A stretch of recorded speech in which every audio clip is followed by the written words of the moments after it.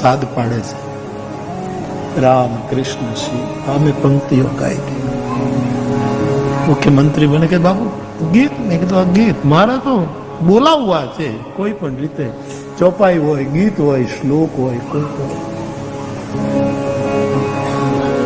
આલોટ કે આજા મેરે તુજે મેરે ગીત બુલાતે. તમને બધાને ગીત ગોવિંદ બોલાવે છે, તુલસીની ગીતાવલી બોલાવે છે, અરે ભાગવતનું ગોપી ગીત બોલાવે છે. આવો આવો આવો આવો. આલોટ કે આજા મેરે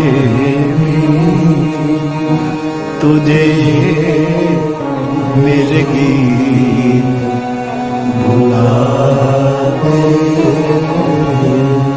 આપ કહેશો કે અમે ન આવીએ તો, તમારી જ્યાં રુચિ હોય ત્યાં તમારે, પણ મને જે લાગે છે તમે કહો છો કે અમે ન આવીએ તો તમને કદાચ કઈ ખોટ નહીં થાય, પણ મને ખોટ જશે. શું? કે મેરા સુના પડા રે સંગ, મારે ગાવું છે, તમે નહીં હો તો કોની સામે ગાઉં? હું જયદેવને કોની સામે રજૂ કરું? હું મારી વ્રજાંગનાઓને કોની સામે રજૂ કરું? હું તુલસીના ગીતાવલીને કોની પાસે રજૂ કરું? મેરા સુના પડા રે સંગી તુજે મેરે ગીત ભુલાતે. હાથ પાડવા આવ્યો છે.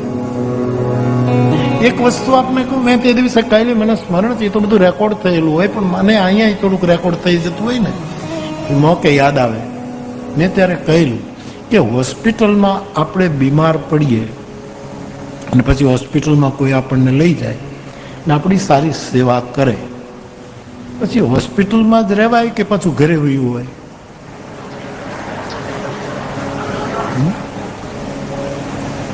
અને હોસ્પિટલ વાળાની ફરજ હોય ને કે ભાઈ અમે સેવા કરી, હવે એને મૂળ ઘરે મૂકી દઈએ. એમાં સૌની વાત હોય ને. આ બધા આટલા વર્ષ પહેલા શબરી કુંભના કોઈએ સેવા કરી અને વંદન, એ બધાને પ્રણામ કરીએ. આપણે તો કબીરા કુવા એક હૈ બનિહારી અનેક, બર્તન સબ ન્યારે ભય પાણી સબ ને એ. પરંતુ મૂળ તત્વ જે જળ છે, આપણું મૂળિયું, જળ એટલે મૂળિયું,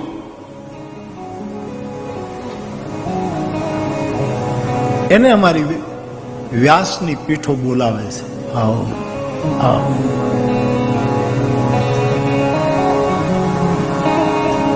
બીજા બધા તો સાંભળે છે, મારે તમારી સામે ગાવું છે. તમે જે કઈ ખોટા ગીત શીખી ગયા એ મારે ડિલીટ કરવા છે.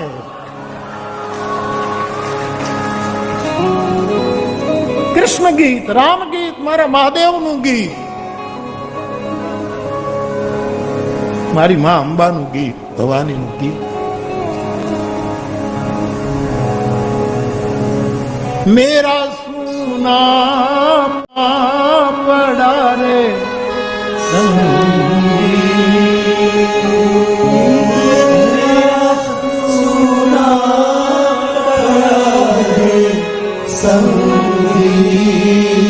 તુજે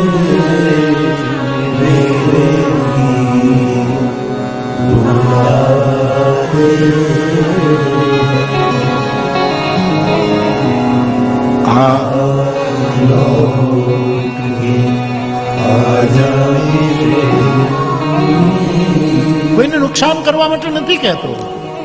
સાજા થઈ ગયા એ ઘરે વહી આવે એટલા માટે. પછી શું હવે આમાં આ ગીતમાં પછી એક પલ હૈ હસના